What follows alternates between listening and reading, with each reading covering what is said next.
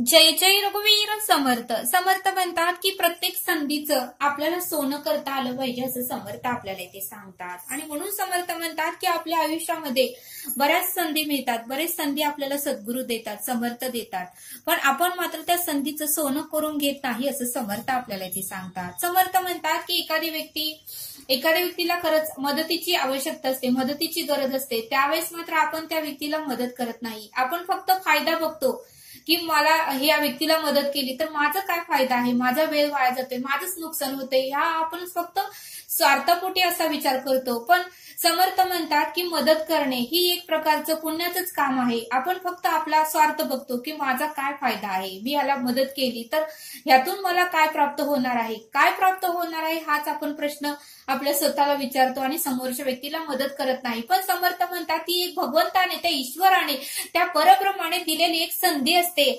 आपल्याला त्या परीक्षेमध्ये पास होता आलं पाहिजे. परब्रह्म ईश्वरही आपली परीक्षा घेऊ शकतो आणि त्या परीक्षेत आपल्याला उत्तीर्ण होता आलं पाहिजे असं समर्थ आपल्याला ते सांगतात. आणि म्हणून समर्थ म्हणतात की प्रत्येक व्यक्तीने संधीचा फायदा करून घेतलं पाहिजे, संधीचं हे सोनं करून घेतलं पाहिजे असं समर्थ आपल्याला ते सांगतात.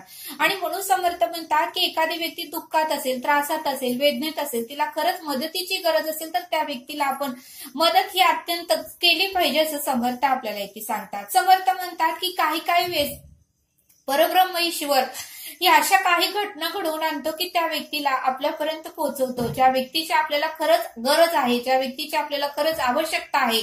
आणि असे सर्व काही घटना परब्रह्म ईश्वरच घडवून आणतो, पण आपल्याला मात्र त्यावेळेस त्याचं काहीही कळत नाही. त्या ईश्वर का घडवतं हे सगळं आपल्याला कळत नाही, आपण ईश्वराला दोष देतो. पण ज्यावेळेस ती घटना घडून जाते त्यावेळेस मात्र आपण शांत बसल्यावर मग आपल्याला सगळं काही कळतं की हे परमेश्वराने, ईश्वराने सगळं काही घडवून आणलं होतं आपल्या फायद्यासाठीच आणि आपलंच त्यामध्ये फायदा होता आणि त्यामुळेच हे सर्व काही घडवून आणलं होतं असं आपल्याला नंतर कळतं. आणि म्हणून समर्थ म्हणतात की परब्रह्म ईश्वर कोणतीही गोष्ट हे काहीतरी कारणासाठी आणि कोणाला तरी काहीतरी मदत व्हावी यासाठी सर्व काही घटना घडवत असतो असं समर्थ आपल्याला इथे सांगतात.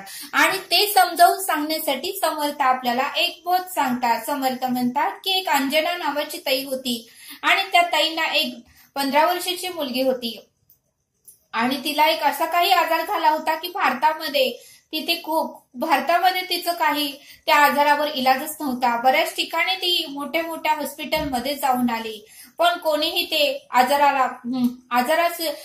आम्ही बरा करू शकत नाही असे प्रत्येक डॉक्टर तिला बोलू लागले. त्यामुळे ती निराश झाली होती, दुःखी झाली होती, ती रडत होती, तिला कुठल्याही कामामध्ये लक्ष लागत नव्हतं, ती वेळेवर जेवतही नव्हती की आपल्या मुलीला जो त्रास होतोय, ती मुली खचत चाललेली आहे, ती वेळेवर जेवतही नाही आणि ती झोपूनच आहे आणि आपण त्या मुलीसाठी काहीही करू शकत नाही या विचाराने ती खूप त्रस्त झाली होती. आणि फक्त तिने बऱ्याच डॉक्टरांची अपॉइंटमेंट घेऊन बऱ्याच डॉक्टरांना ती भेटली. त्यावेळेस ते डॉक्टर म्हणाले, त्या डॉक्टरांनी एका परदेशातल्या डॉक्टरांचा पत्ता, फोन नंबर, नाव आणि पत्ता दिला आणि ते डॉक्टर म्हणाले की तुम्हाला ह्या डॉक्टरांकडूनच इलाज होऊ शकतो, परदेशात जावं लागेल, एवढा खर्च असेल. त्यावेळेस मात्र त्या ताईंनी सर्व काही खर्च बघून ती खूप घाबरून गेली, कारण तिची परिस्थिती फार नाजूक होती आणि कसं तरी ती आपलं कुटुंब चालवत होती आणि एवढा खर्च तरी आपण आता कसा करू असा विचार करत ती भगवंताचं नामस्मरण करत बसली. त्यावेळेस मात्र परदेशातले एक डॉक्टर, त्यांचा पुरस्कार भारतात होता आणि म्हणून ते भारतामध्ये आले होते. भारतामध्ये आल्यानंतर त्यांनी एका हॉटेलमध्ये आपली एक रूम बुक केली आणि त्या हॉटेलमध्ये राहू लागले आणि त्यांच्याबरोबर त्यांचे सेवेकरी म्हणजे त्यांचे कर्मचारीही त्यांच्या बरोबर आले होते. पण त्या डॉक्टरांनाही परदेशात राहून खूप कंटाळा आला होता. त्या डॉक्टरांनी ठरवलं की आपण आता भारतात आलोय तर थोडं का होईना भारत आपण आपल्या या डोळ्यांनी बघितलं पाहिजे. पण त्या डॉक्टरांना मात्र कर्मचारी, सेवेकरी कोठेही पाठवत नव्हते. पण मात्र सेवेकरी कर्मचारीच्या नजर चुकीने ते डॉक्टर त्या हॉटेलमधून बाहेर पडले आणि आपण आज सर्व काही निसर्ग सौंदर्य आपण पाहून घ्यायचा, कारण आपण येथे फक्त 4 दिवसासाठी आलेलो आहे. आपला पुरस्कार झाल्यानंतर आपल्याला परत परदेशात जावं लागणार आहे, कारण ते डॉक्टर अत्यंत बिझी होते, ते अनेक आजारावर शस्त्रक्रिया करत होते. मग असं करत असतानाच ते बाहेर पडले आणि बाहेर पडल्यानंतर मात्र पावसाळ्याचे दिवस होते, आभाळ खूप भरून आलं होतं, विजेचा कडकडाट होत होता, वारं सुटलं होतं आणि एवढं काही थोड्या वेळातच एवढं काही वातावरण बदललं की पूर्णपणे दिवस असतानाही काळोख दिसू लागला आणि धो धो धो असा पाऊस चालू झाला। त्यावेळेस त्या डॉक्टरांना कळतच नव्हतं की आता कोठे जायचं, कारण कोठे आडोशाला उभा राहू तर कोठे काहीही नव्हतं। त्यावेळेस त्या डॉक्टरांना एक असं घर त्यांना सापडलं आणि त्या घराचा दरवाजा त्यांनी ठोठवला आणि त्या ताईंना म्हणाले की मी आत येऊ का? त्यावेळेस त्या ताईंनी मात्र दार पुन्हा का ती ताई म्हणाली, अगोदरच मला खूप त्रास आहे, मला खूप कटकट आहे, आमच्या घरात खूप टेन्शन आहे आणि तुम्ही अजून आम्हाला येऊन त्रास देऊ नका, असा शब्द त्या ताईंनी त्या डॉक्टरांना काढला आणि खडकन त्या डॉक्टरांच्या समोरच तिने दरवाजा लावून कडी लावून ती आत जाऊन बसली। त्यावेळेस त्या डॉक्टरांना खूप वाईट वाटलं, पण करणार तर काय? आणि शेवटी डॉक्टर मात्र बाहेर जाऊन तसेच ओलेचिंब झाले होते आणि मग मात्र हॉटेलचे कर्मचारी आणि हॉटेलचे सेवेकरी आणि त्यांचे डॉक्टरांचेही कर्मचारी डॉक्टरांचा शोध घेण्यासाठी तिथे आले आणि त्यांना घेऊन गाडीतून परत ते हॉटेलमध्ये गेले। त्यावेळेस डॉक्टर ओलेचिंब झाले होते आणि दुसऱ्या दिवशीच मात्र डॉक्टरांचा पुरस्कार उत्तमाचा झाला, सोहळाही उत्तमाचा झाला, कार्यक्रम उत्तमाचा झाला की सर्व पेपरमध्ये ती न्यूज छापून आली आणि पहिल्या पानावर डॉक्टरांचा मोठाच्या मोठा फोटो असा छापून आला आणि मग मात्र डॉक्टरांचं नावही होतं आणि डॉक्टरांचा मोबाईल नंबर, सर्व काही डॉक्टरांची माहिती त्या पहिल्या पानावर लिहिली होती। मग अंजनाताई ही रोज पेपर घेत होत्या, त्यांनीही पेपरचं पहिलं पान बघितलं तर पहिल्या पानावर त्या डॉक्टरांचं फोटोही होता, त्या डॉक्टरांचं नावही होतं आणि त्या डॉक्टरांचा मोबाईल नंबरही होता आणि त्यांचा पुरस्कार उत्तमाचा त्या दिवशी घडला आणि बेस्ट पुरस्कार, कारण त्यांनी भरपूर शस्त्रक्रिया यशस्वीरित्या पार पाडल्या आणि अनेक जणांना त्यांनी जीवदान दिलं होतं, त्यामुळे त्या डॉक्टरांचा पुरस्कार त्या दिवशी उत्तमाचा झाला।